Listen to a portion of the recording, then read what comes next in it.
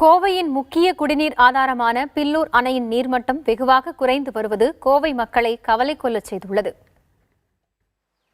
கோவை மாவட்டம் மேட்டுப்பாளையத்தில் உள்ள பில்லூர் அணையில் 2 கூட்டு குடிநீர் திட்டங்கள் செயல்படுத்தப்படுகின்றன.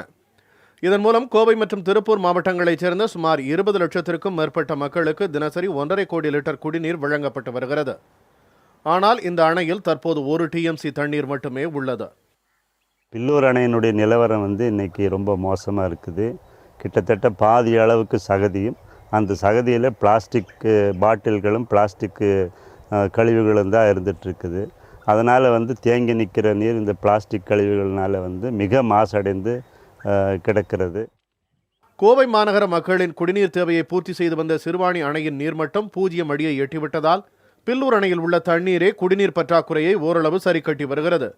இவ்வளவு முக்கியத்துவம் வாய்ந்த பில்லூர் அணை பல ஆண்டுகளாக தூர்வாரப்படாததால் அணையின் மொத்த உயரத்தில் 40 அடி வரை வெறும் சகதியே நிரம்பி உள்ளது.